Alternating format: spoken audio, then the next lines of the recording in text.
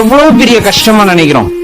அதாவது உட்காந்து ஒரு அரை மணி நேரம் அழுகணும் அப்படிங்கிற மாதிரியான கஷ்டமா இருக்கும், இல்ல 4-5 நாளைக்கு உட்காந்து அழுகணும் அப்படிங்கிற மாதிரியான கஷ்டமா இருக்கும். ஆனா கண்ணுல துளி தண்ணி வந்திருக்காது, கண்ணுல துளி தண்ணி வந்திருக்காது. அப்ப நான் போய் பார்க்கணும்னு தோணும், அவரோட போய் சொல்லணும்னு தோணும். நேரா போனோம்னா அவரை பார்த்தோம்னா எல்லாம் மறந்து போயிருக்கும், அவரை மட்டும் பார்க்கணும்னு தான் தோணும். அவரை பார்த்துட்டு அழுக வேண்டிய நேரத்துல அவரை பார்த்து சிரிப்பு வரும். ஏன்னா நம்மளோட அந்த என்ன அலைகள் அவரோட கலந்துருக்கும். அவரை பார்த்தோமே அவரு தான் எல்லாம் தெரிஞ்சிருச்சு, எல்லாமே நாடகம் தெரிஞ்சிருச்சு. அதுக்கப்புறம் நான் உன்ட்ட என்னத்தை போய் சொல்றது அப்படிங்கிற மாதிரியான அந்த எண்ணம். அதே போலதான் உச்சகட்ட சந்தோஷம் வந்தாலும் அவர்கிட்ட போய் பகிர்ந்துக்கணும்னு போகும்போது அவரை பார்த்ததுமே எல்லாமே மறந்து போய் அப்படியே பொம்மை மாதிரி நின்றுகிட்டு இருப்போம்.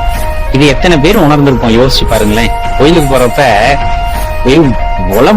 புலம்புன காலம், பாதிய சொல்லி பாதி மறந்த காலம், கடைசியா எல்லாத்தையும் மறந்து எல்லாமே உனக்கு தானப்பா வந்த கஷ்டம், எனக்கு என்ன அப்படின்னு விலகி நின்று வேடிக்கை பாக்குற காலம். காரணம் நீ எனக்குள்ள இருக்க.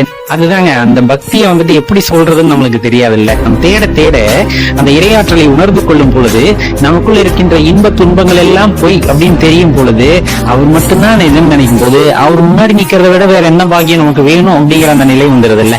அதுதான் அந்த உண்மையான பக்திக்கான அந்த ஒரு அடையாளமா இருக்கும் அப்படிங்கறத மறந்துட வேண்டாம்.